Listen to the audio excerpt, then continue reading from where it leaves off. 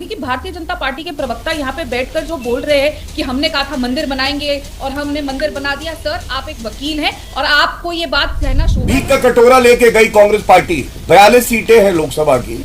ममता बनर्जी ने कहा 2 लेनी है ले लो, वरना कटोरा लेके आगे बढ़ो। में इसी तरीके का ओवर कॉन्फिडेंस था कि उन्होंने चुनाव भी जल्दी करवा लिए थे। और इंडिया शाइनिंग का क्या नतीजा हुआ कि सोनिया गांधी जी के नेतृत्व में अटल बिहारी वाजपेयी जी जैसे इतने बड़े भारतीय जनता पार्टी के नेता जो धारिया जी ने बाथरूम की सीट, वहां का बम्बा, वहां का एसी लगा था, वो सब चुरा लिया। अब आप बताइए, जो जनता देख रही होगी, ऐसा नेता चाहे। नमस्कार दोस्तों, आपका बहुत बहुत स्वागत है द फर्स्ट डिबेट में। इंडिया अलायंस में बैठकों का दौर चल रहा है सीट शेयरिंग को लेकर, और ये सभी एक देश दूसरों के स्टेट में जाके अपने अलायंस से मिल रहे हैं और सीट शेयरिंग के लिए मीटिंग कर रहे हैं। तो दोस्तों इसी पे ये डिबेट है। तो डिबेट में आप देखो कि गौरव भाटिया किस तरह से पूरे इंडिया अलायंस के एक एक पाप गिनवाते हुए उनको एक्सपोज कर रहे हैं, और तो लास्ट में तो कुछ लेटेस्ट ही आपको देखने मिलेगा। तो दोस्तों डिबेट बड़ी मज़ेदार है, जोरदार है, आपको बहुत मजा आएगा। लास्ट तक देखिए, छोटी सी डिबेट है, गारंटी 100% आपको मजा जरूर आएगा। तो चलिए शुरू करते हैं डिबेट वीडियो, लेट्स स्टार्ट। ये क्या चल रहा है शमशेर सिंह जी, देखते जाओ बस। सुना, राधिका भी ये कह रही हैं, अनुराग जी भी कमोबेश यही बात कर रहे थे कि साहब सीटों को लेकर कोई मसला नहीं आएगा, इंडिया गठबंधन में सीट का फॉर्मूला सुलझ रहा है। गौरव जी, आपको लगता है सुलझ रहा है मामला? देखिए रोमाना जी, सबसे पहले तो मैं आपको एक बात बताता हूं, दोनों में फर्क क्या है, एनडीए में और घमंडिया में। मैं डंके की चोट पे आपके कार्यक्रम में कहता हूं कि एनडीए के सर्वमान्य नेता आदरणीय प्रधानमंत्री श्री नरेंद्र मोदी जी हैं। आप घमंडिया से पूछ लीजिए उनका नेता कौन। हर कोई प्रधानमंत्री बनने के सपने तो देखता है, लेकिन योग्यता है शून्य, नील बटा सन्नाटा। दूसरी बात, मैं आपको बड़ी जिम्मेदारी से यह बात कहता हूं कि पिछली बार 303 सीटें आई थी बीजेपी की अकेले दम पे। आपके कार्यक्रम में कह रहा हूं 303 सीटों का आंकड़ा पार हो जाएगा। आपने 3 घटक दल घमंडिया के बुलाए हैं, उनसे पूछ लीजिएगा एक एक करके कितनी सीटें आएंगी, कोई नहीं बता पाएगा। तीसरी बड़ी बात मैं जो आपसे कहता हूं, मैं पहले नरेंद्र मोदी जी और भाजपा की बात करूंगा, एनडीए की बात करूंगा। क्यों हम वापस आएंगे, मैं आपको 5 कारण बताता हूं। आप उनसे 3 कारण पूछ लीजिएगा क्यों वो आएंगे। पहला, पूरे विश्व में, भारत में ही नहीं, सबसे बड़े विश्वसनीय नेता कोई है, नरेंद्र मोदी जी उनका नाम है। दूसरी बात, पूरा देश स्थिर सरकार चाहता है, स्थिर स्टेबल गवर्नमेंट। इनका तो जो विचारधारा है वो भी स्थिर नहीं है, सरकार क्या स्थिर देंगे, खींचातानी करेंगे। तीसरी बात जी, क्लीन गवर्नेंस, नेता ऐसा जो पवित्र हो गंगा जल की तरह। 10 साल हो गए नरेंद्र मोदी जी की सरकार को, कोई उंगली नहीं उठा सकता है भ्रष्टाचार की।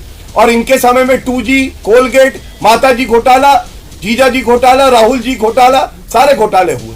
चौथी बड़ी बात, जो कहा वो करा, विकास पुरुष है। अनुच्छेद 370 हटाना था, हटा दिया देश हित में, कोई रोक नहीं पाया। 12 करोड़ ऐसी महिलाएं हैं जिनको उज्ज्वला गैस सिलेंडर, जिनको शौचालय मिला है। 4 करोड़ गरीब हैं जिनको घर मिला है।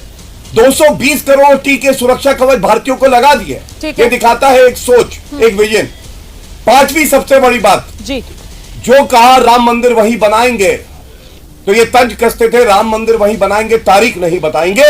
आज हम कहते हैं राम मंदिर वही बनाएंगे, तारीख भी बताएंगे और तुमको भी बुलाएंगे।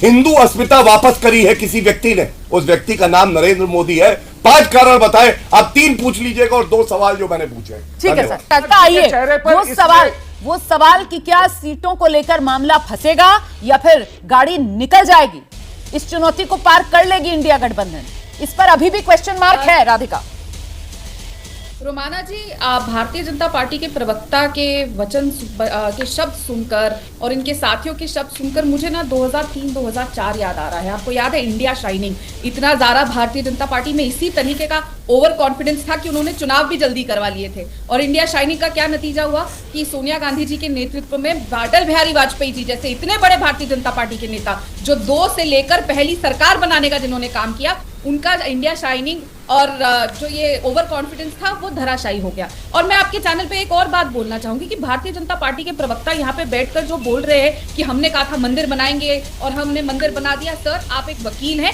और आपको ये बात कहना शोभा नहीं देता, क्योंकि मंदिर आपने नहीं बताया, मंदिर बना है कोर्ट के आदेश से। और अगर आप लोगों ने बनाना होता तो ले आते अध्यादेश 2014 में और बना देते। और इसी कारण हमारे शंकराचार्य ही नहीं जा रहे, पुरी के शंकराचार्य ने साफ तौर पे कह दिया कि मंदिर का राजनीतिकरण हो रहा है, मंदिरों को पर्यटन स्थल बना दिया है, तो राजनीतिकरण करना बंद करिए। आप इस बात पे और ध्यान दीजिए। और हमें जवाब ले लेती हूँ, गौरव भाटिया हमारे साथ कि राजस्थान में आपकी हार क्यों हुई, ये भी एक बहुत शर्मनाक हार है कि आप अभी अभी सत्ता में आए, आपने जिसको मंत्री बनाया वो हजारों वोटों से हार जाता है। पहले अपने अंदर आंकलन करिए। ठीक है, गौरव भाटिया, राधिका खेड़ा को आपने सुना, कह रही है ये जीत की खुमारी में है और हार सामने नजर आ रही है। राजस्थान में तो हार भी गए, तब जबकि उम्मीदवार को पहले ही चुनाव से पहले ही मंत्री पद से भी नवाज दिया गया था। गौरव, देखिए, मैं जो भी कहूंगा मैं इसलिए नहीं कहूंगा कि किसी के जख्म को मैं खुरेदूंगा, दर्द हो, लेकिन सच्चाई बताना बड़ी आवश्यक है। अभी तो कुछ ही माह हुए हैं, 1 माह हुआ है कि कांग्रेस पार्टी का ट्रांसफॉर्मर फूका है। छत्तीसगढ़ शाइनिंग कर रहे थे, छत्तीसगढ़ में सुपड़ा साफ, मध्य प्रदेश में सुपड़ा साफ, राजस्थान में सुपड़ा साफ, और यहाँ पे आके ज्ञान दे रही हैं। अरे कम से कम इतनी तो बात रखो अपनी, जो कहती थी कि छत्तीसगढ़ जीत जाएंगे, हार गए ना भाई, ये तो मानो। दूसरी बात, आप रोमाना जी बाकी सब जाने दीजिए जी, मुझे बड़ा दुख होता है। सम्मान देखिए एक दूसरे का कितना करते हैं। जेडीयू के विधायक है, कहते खड़गे वड़गे कौन है। अब आप बताइए, इतने बुजुर्ग आदमी, कई बार सांसद रहे हैं, अध्यक्ष हैं कांग्रेस पार्टी के, उनको खड़गे वड़गे बुलाया जाएगा, अच्छा लगेगा? मैं नहीं कह रहा हूं। ममता बनर्जी ने क्या सम्मान दिया आप बताइए? भीख का कटोरा लेके गई कांग्रेस पार्टी, 42 सीटें हैं लोकसभा की। ममता बनर्जी ने कहा 2 लेनी है ले लो, वरना कटोरा लेके आगे बढ़ो। और अधीर रंजन चौधरी ने क्या कहा? उन्होंने स्वयं ये बात कह दी कि भाई देखो ऐसा है, हम भीख नहीं मांग रहे। अब ये बेइज्जती तो कौन कर रहा है? घटक दल कर रहे हैं इनके। तीसरी बात, विरोधाभास देखिए इनका, मैं आपको दिखाता हूं। ये देखिए, मनीष सिसोदिया की गिरफ्तारी हुई, कांग्रेस इकाई जो दिल्ली की है उसके अध्यक्ष रहे हैं, उन्होंने ट्वीट किया मनीष सिसोदिया भ्रष्टाचारी हैं, उनकी गिरफ्तारी का मैं स्वागत करता हूं, अरविंद केजरीवाल को जेल में होना चाहिए। इसी तरह से जेडीयू ने यह ट्वीट किया था और कहा था नौकरी लो, जमीन दो, इसलिए आरजेडी पर सीबीआई जांच होनी चाहिए। आज उनके साथ बैठे हैं, ये विरोधाभास नहीं है तो और क्या है? और हमारी ताकत क्या है रोमाना जी, मैं आपको बताऊं, वो नमाजवादी पार्टी जो ये कहती थी और कारसेवकों पे गोली चलानी पड़ी तो चला देंगे, ये आज का चित्र है। सपा कार्यालय के बाहर राम मंदिर का पोस्टर लगा हुआ है। क्या ये हमारी विचारधारा की जीत नहीं है? और ये पूरा जग जानता है, अगर एक पार्टी है जिसने अपने मैनिफेस्टो में कहा कि भव्य राम मंदिर अयोध्या में बनाएंगे, जिसने 4 प्रदेश की सरकारें न्यौछावर कर दी, जिसने रथ यात्रा निकाली, और योगी आदित्यनाथ जी की सरकार में 40,000 पेज ट्रांसलेट हुए, सर्वोच्च न्यायालय फैसला दे पाया, ये तो 4 कारण बताए हैं। इसीलिए देश का हिंदू आज पूरी तरह से भाजपा के साथ खड़ा है। और अंत करूंगा एक बात कह के, 20 सेकंड दे दीजिए। आपको मालूम है सपा आज क्यों प्रसन्न है? सपा इसलिए प्रश्न है कि वो बहुत खुश है, इसलिए कि उनको अखिलेश यादव का जुड़वा भाई मिला है। एक कांग्रेस के पूर्व मंत्री छत्तीसगढ़ के हैं शिव कुमार देहरिया, उन्होंने सरकारी बंगला खाली किया। याद करिए, अखिलेश यादव ने 200 रुपए की टोटी चुराई थी, देहरिया जी ने बाथरूम की सीट, वहां का बम्बा, वहां का एसी लगा था, वो सब चुरा लिया। अब आप बताइए, जो जनता देख रही होगी, ऐसा नेता चाहेगी जो 200 रुपए की टोटी चुरा ले, सीट चुरा ले, टाइल्स चुरा ले, वहां पर्दा लगा है चुरा ले? ये केवल चुरा सकते हैं, जनता को कुछ दे नहीं सकते। खत्म। ये भगवान क्या जुल्म है। तो दोस्तों, डिबेट हो गई खत्म, वीडियो हो गई पूरी।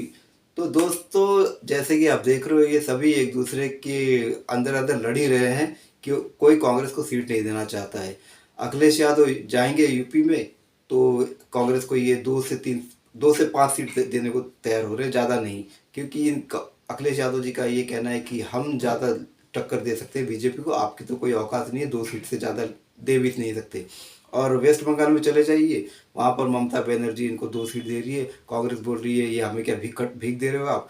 तो दोस्तों, और पंजाब में आएंगे, दिल्ली में आएंगे, वहाँ केजरीवाल इनको 1 सीट देने को तैयार नहीं है। तो ये तो इनकी बात चल रही है। और अगर महाराष्ट्र में आ जाए तो महाराष्ट्र में शिवसेना इनको 19-20 में सीट देने को तैयार है, लेकिन शिवसेना का खुद का वजूद नहीं है, जो उद्धव ठाकरे ग्रुप है। तो दोस्तों, यही बात, इनकी खिचड़ी पक रही है। और जनता तो आप जानते हो, भारत की जनता आजकल सिर्फ एक ही सरकार चाहती है। अगर इनकी खिचड़ी पकी हुई सरकार आ गई तो दोस्तों, देश का भविष्य क्या होगा, ये सभी भारतवासी जानते हैं अच्छी तरह से। तो आप बेफिक्र रहिए, 24 में फिर से एक बार मोदी। जय जय मोदी, हर घर मोदी। तो दोस्तों वो डिबेट खत्म हुई। अगर आपको ये डिबेट वीडियो कंटेंट मेरा काम आपको पसंद आया तो चैनल सब्सक्राइब करते जरूर जाएंगे। मिलता हूँ आपसे अगली वीडियो में, तब तक के लिए जय हिंद, वंदे मातरम।